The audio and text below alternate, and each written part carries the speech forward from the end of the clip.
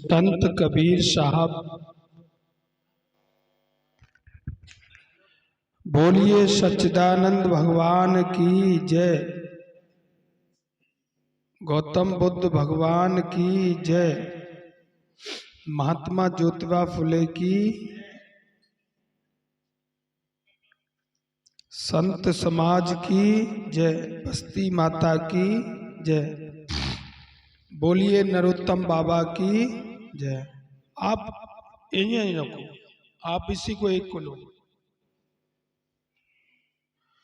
प्रेमियों,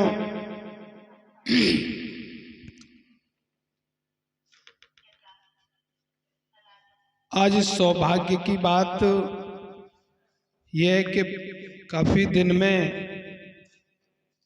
भैंसा गांव में महान विद्वानों का एक कुंभ लगा है और उस व्यक्तित्व का निर्माण करने के लिए व्यक्तित्ववादी व्यक्ति भैंसा गांव के व्यक्तियों के बीच में आकर के यहां विराजे हैं। ऐसे संस्कार वो देके गए अपने सुपुत्रों को कि उन्होंने उस परिपाटी को आगे बढ़ाने का काम किया है। दीपक से दीपक जलता है, सो इस बात का प्रमाण सामने है। ज्ञान कभी मिटता नहीं है। सूरत अगर मौजूद है ये बात मायने नहीं रखती है। सूरत उस विचार को लेके मौजूद है जिस विचार को लेकर के हमारे पूर्वज चले, तो वो सूरत महत्वपूर्ण है। मैं इस बात में कभी विश्वास नहीं करता कि आप कभी लकीर के फकीर हैं। अगर लकीर ठीक है तो उस पर विचार करता है बंदा कि ये ठीक है, और तब वो अनुगामी है तो वो समझदार माना जाता है। और यदि वो चीज विचार से अलग है और वो जनहितकारी नहीं है और व्यक्ति उस लकीर का फकीर है, तो उस व्यक्ति को समझदार व्यक्तियों की गिनती में नहीं माना जाता। क्या सही है, क्या गलत है, क्या सुंदर है, क्या उचित है, क्या अनुचित है, इस बात का विचार व्यक्ति अपने दिल में करके आगे मार्ग तय करता है, वो समझदार व्यक्ति माना जाता है। बात धार्मिक भी, आर्थिक हो, सामाजिक हो, राजनीतिक हो, बात कोई भी हो, और हर प्रकार के संभाग में व्यक्ति इस बात का विचार यदि करके चलता है तो वो व्यक्ति समझदार माना जाता है। थॉमस एल ग्रीन ने एक बात कही कि एंट्री करने के 3 द्वार: पढ़ना, सुनना, देखना। जो व्यक्ति जैसा देखता है, जो व्यक्ति जैसा सुनता है, जो व्यक्ति जैसा पढ़ता है, वो व्यक्ति वैसा हो जाता है। सोवियत संघ के बहुत बड़े विचारक थॉमस एल ग्रीन, पाश्चात्य विचारकों के वो की गिनती होती है।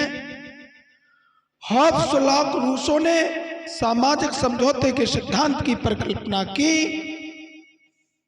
आज हम जैसे हम प्रधान को चुनते हैं वोटों के द्वारा, तो जब अव्यवस्थित समाज में व्यवस्थित समाज का निर्माण करने के लिए हाब्सबर्ग रूसों ने 3 प्रकार के सिद्धांतों की परिकल्पना की और उसमें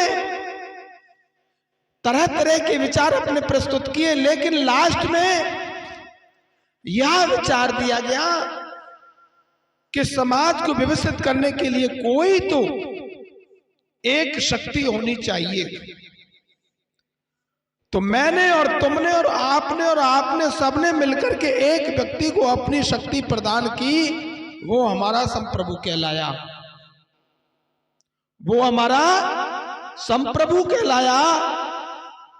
और संप्रभु पावर वो होती है कि जैसे 5 साल के लिए कोई प्रधान चुना जाता है तो उसको पावर होती है कि ये अब गांव के स्तर पर ये कार्य करेगा, तो वो उसके पास संप्रभु पावर जन समाज की है। इसी प्रकार देश के अंदर,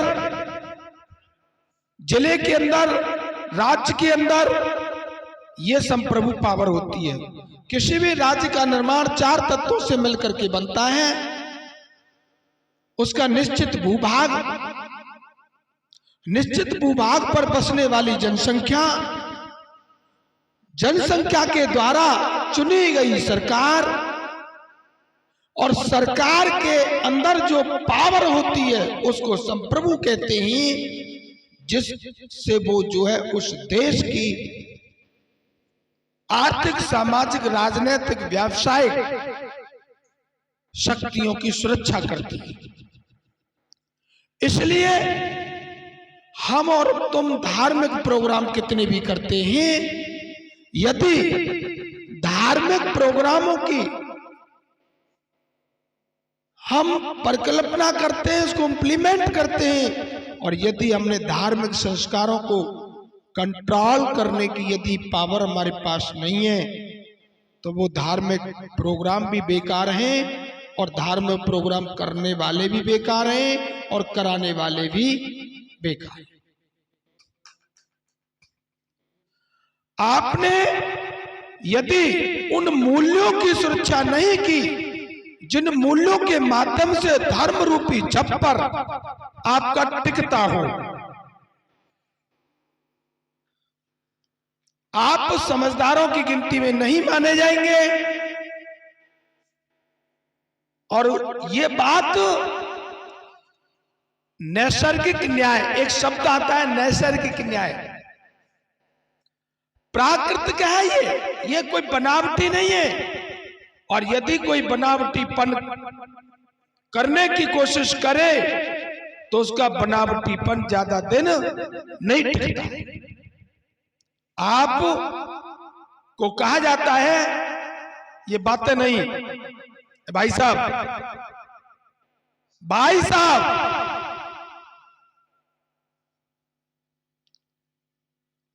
ये बातें यदि आप करते हैं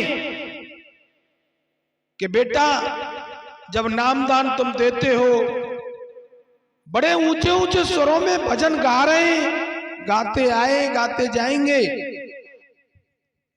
प्रवचन भी करते हैं, 80-80 साल थी इसी विचारधारा को बैराग फूल की तरह खिलाया। हमारे बगल में एक प्रमाण बैठा है, आदरणीय स्वामी जी,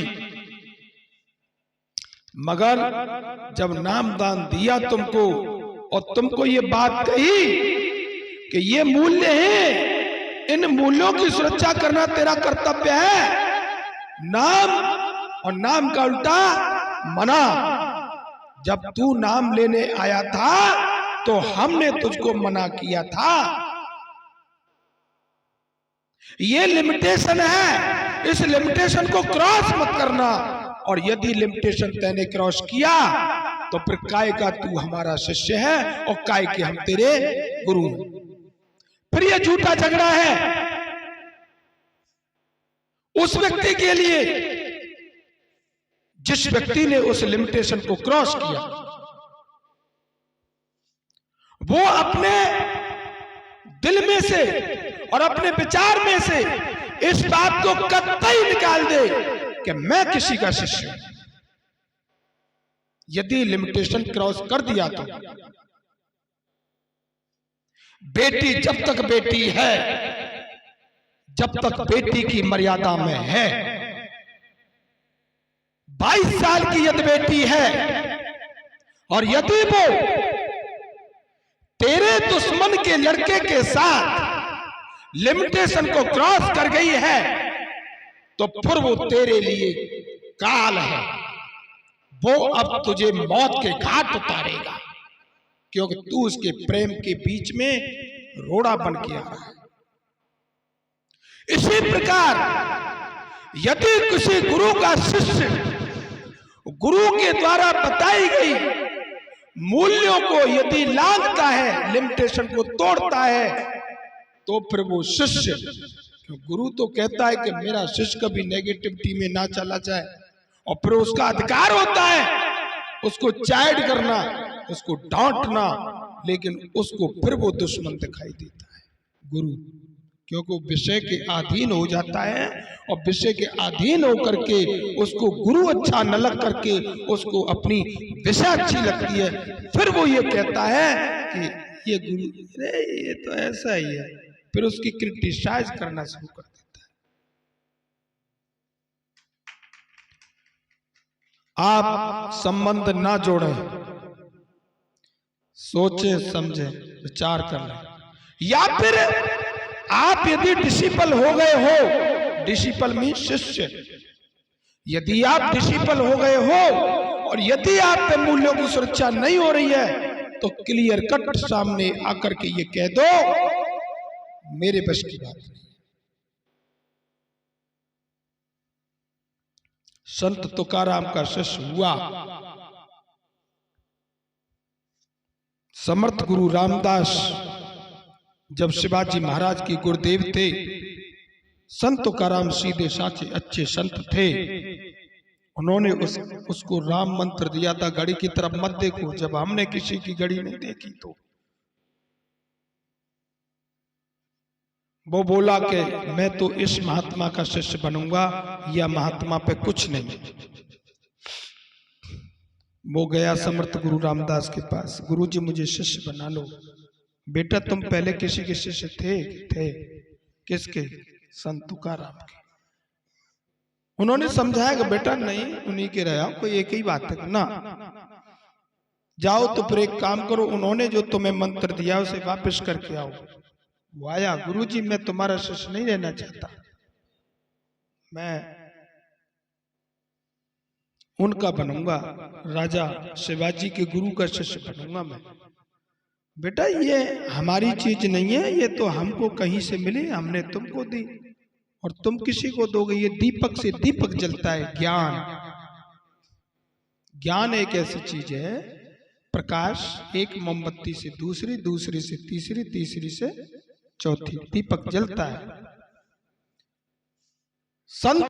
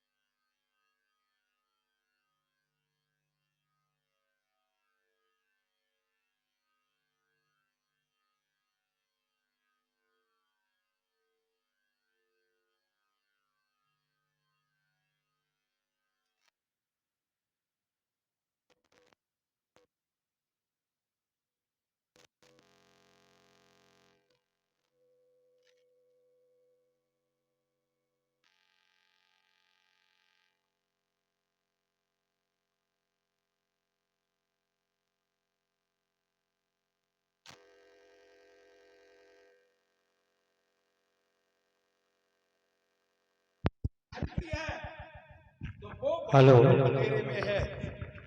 अगर कोई ये समझे कि ये सत्संग हल्का है या कोई हल्के में ले तो वो व्यक्ति अंधेरे में है। ये चीज वो चीज है, चाहे कोई विद्यार्थी हो और चाहे कोई किसान हो, चाहे मजदूर हो, ये सत्संग वो चीज है जो व्यक्ति को व्यक्तित्व सिखाती है, मानव को मानवता का मार्ग सिखाती है। और यदि तुम मानवता के मार्ग पर नहीं हो तो तुम कतई मानव कहलाने के योग्य नहीं हो। ऐसा व्यक्ति इस धरा पर बोझ है।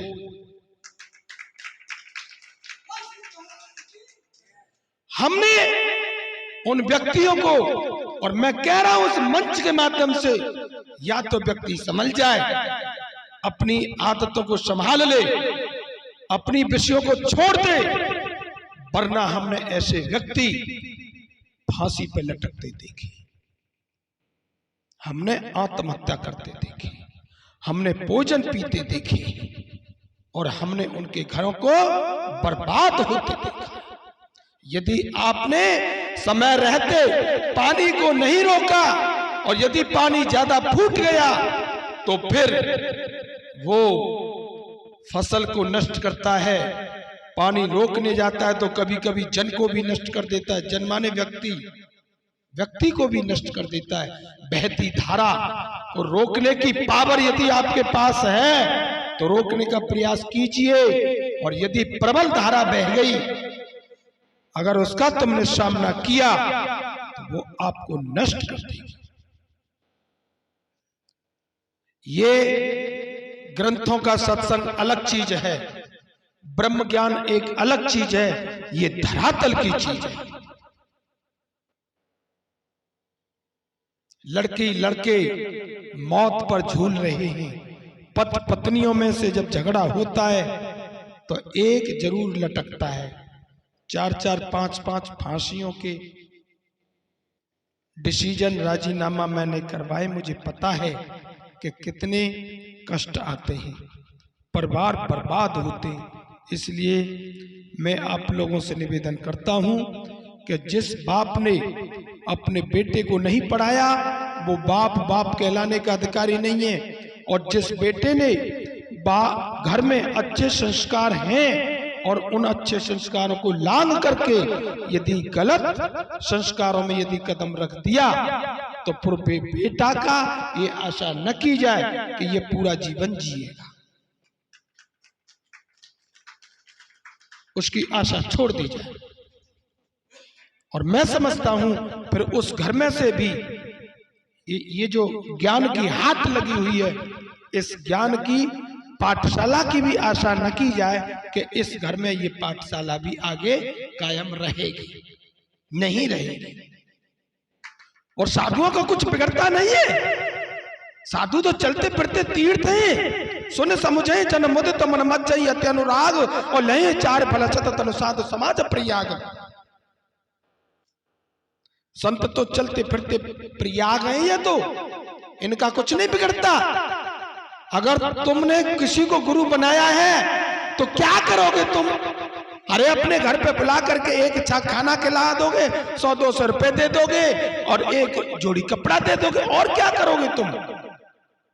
लेकिन संत कभी ग्रेडनेस में नहीं आते, साधु कभी लालच में नहीं आते। साधु क्लियर कट कहते हैं, जिनके सपने क्रोधुर और कबम होत प्रवेश, मधुर वचन कह प्रीत देत समय हेतु उपदेश। चाहे तेरे बिल्कुल कड़वी लगे, लेकिन संत बात वही कहेगा जिसमें तेरा भला होगा। संत कभी ये बात नहीं कहेगा जिससे तेरा बुरा हो, नहीं कहेगा। इसलिए अब जागो, स्टैंड अप, खड़े हो जाओ, मूव स्लोली, चल दो, कंटिन्यूअसली रन, लगातार रखो, थोड़ा दौड़ो,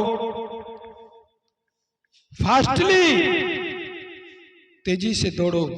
ये संसार में धार्मिक, आर्थिक, राजनीतिक, सामाजिक हर प्रकार की दौड़ लग रही है। तेरे बस की जो है उसकी दौड़ लगा ले।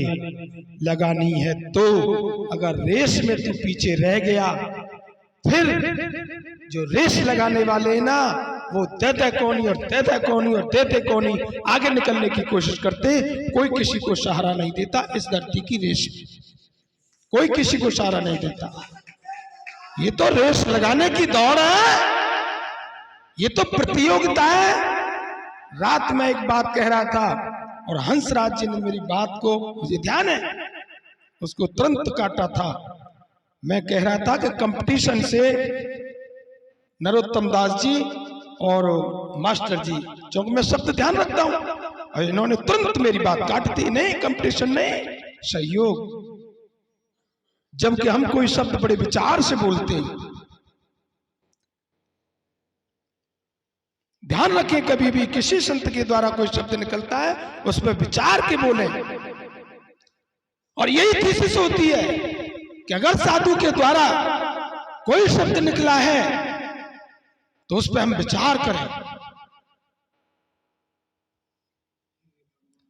आप गाना गाएंगे अलग चीज है, लेकिन आगा पीछा, साइड, दाएं और बाएं सबका अवलोकन करके जो विचारक होता ना, वो जब शब्द होता है, वो गाना अलग चीज है।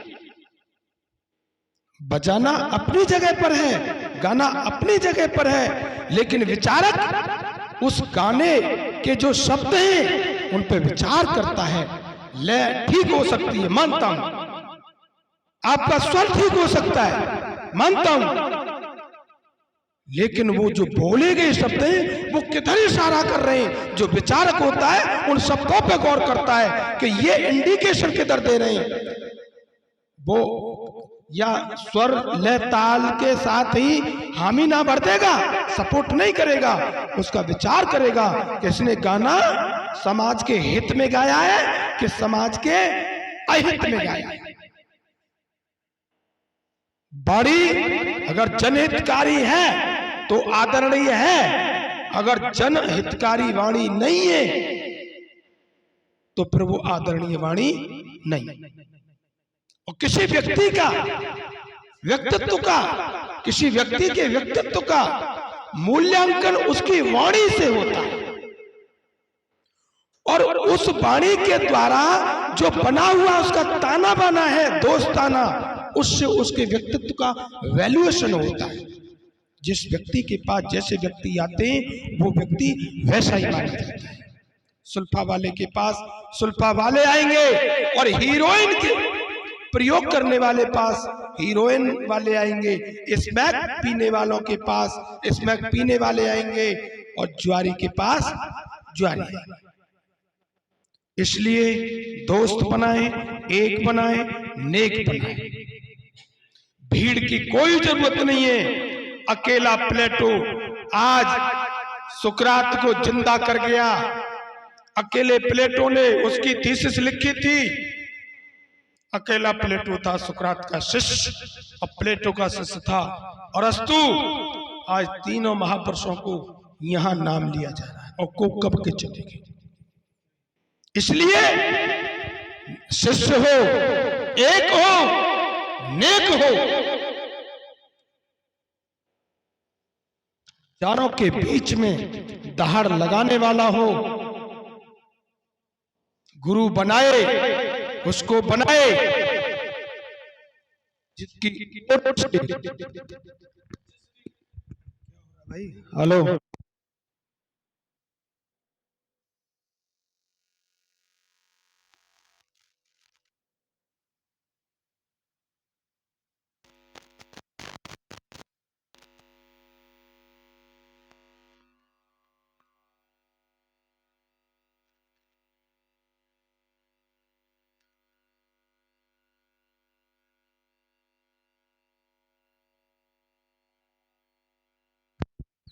जिसके व्यक्तित्व में कोई दाग ना हो, व्यक्तित्व पॉजिटिव हो, ये लोग कह देते हैं कि गुरु तो कैसे हो, गुरु करे तो वह करन दे और गुरु की वापे न जाए। ये बिल्कुल गलत बात है। जैसा जिसको गुरु मिले वैसी उपजे सीख। आपको ये गुरु बनाने का जो धंधा बना रखा है ना लोगों ने, अरे भाई हमारा गुरु दारू पीवे तो पीमन दो, कोई बात ना यार, हम तो ना पीवे। नहीं, जब आपको ये मालूम है कि ये दारू पीता है तो उसको गुरु बनाओ ही क्यों? है चमक दमक पे न जाइए, व्यक्तित्व पे जाइए, विचारों पे जाइए। इसलिए मैं आप लोगों के बीच में, मैं रात ही एक बात कह रहा था। जब किससे कह रहा था? महाराज जी से कह रहा था, मुक्तानंद महाराज जी से, कि जितने यहाँ गाने वाले आए ना बाहर से, इससे कम सुनने वाले रहेंगे। और ये हर जगह की बात है। बस तुम्हारी हम सुन ले और हमारी तुम सुन लो, यही सत्संग हो रहा है आजकल। भाई हमारी तुम सुन जाओ और तुम्हारी हम सुन जाएं, सत्संग यही तो है। और गाने बजाने से तो वो अभ्यास बना रहता है। लेकिन ये भी अगर बना रहे तो आने वाले समय में बहुत बड़ा फलदायक होगा। 600 साल पहले वो वाणी कबीर ने कही, रविदास ने कही, तो आज कम से कम उसको आप जिंदा तो रखे हो गाने बजाने के माध्यम से। और जिन्होंने इस सत्संग में अपने ढोलक बाजे का प्रयोग किया है, मंच बहुत है, तो उनको मैं अपनी तरफ से तहे दिल से कोटि कोटि नमन करता हूं कि जिन्होंने इस चीज को अपनाए रखा है। जिन स्वरों के माध्यम से, गलों के माध्यम से जिन्होंने अपने गलों को प्रयोग किया है कबीर और रविदास की वाणी में, संत वाणी में, विचारधारा में, तो उनको मैं प्रणाम करता। जानबूझ के लिए मैंने 26 मिनट, और मेरे दिल में टीस है। मैंने किसी टाइटल को आज लेकर के ये बात मैंने कही, मेरे दिल में टीस है कि गाड़ी एक दो परिवार की नेगेटिव सिस्टम में जा रही है, जिस परिवार को हम अपना मानते हैं। इसलिए मैंने ये टाइम और उस पॉइंट पे लिया है, मैंने टाइटल लिया है। और मुक्तानंद इस बात को समझते कि मैंने कहां से बात शुरू की है। मैंने पहले बोल दिया था मुक्तानंद को कि महाराज जी मैं ये टाइटल रखूंगा, मुझे नहीं उस ब्रह्म ज्ञान पे बोलना। क्योंकि योग के 8 अंग होते हैं, यम नियम आसन प्राणायाम प्रत्याहार धारणा ध्यान समाधि अष्टांगानी। और सबसे पहले ऐसा यम है, फिर नियम है। यम के 5 अंग हैं, ऐसा सत्य ब्रह्मचर्य प्रयाग, ऐसा सत्य ब्रह्मचर्य परिग्रह यमः, और शौच संतोष तपस्या स्वाध्याय से प्राण धारण नियमा। इन पे बोलूं मैं 8 अंगों पे तो कितना टाइम लगे। लेकिन जब यम ही पक्के नहीं है और नियम पक्के नहीं है, फिर आसन और प्राणायाम का होगा क्या? वो हो कहां से जाएंगे जब तुम्हारी आधार नहीं आपका, तो लंब और कर्ण पढ़ कहां से जाएंगे? आधार, लंब और कर्ण। कर्ण तो 2 कोणों के बाद ही तो आएगा।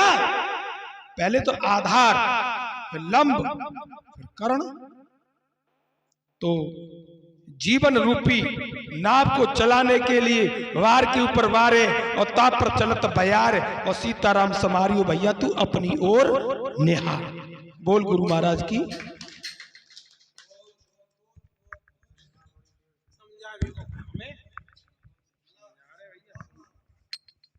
चल भाई।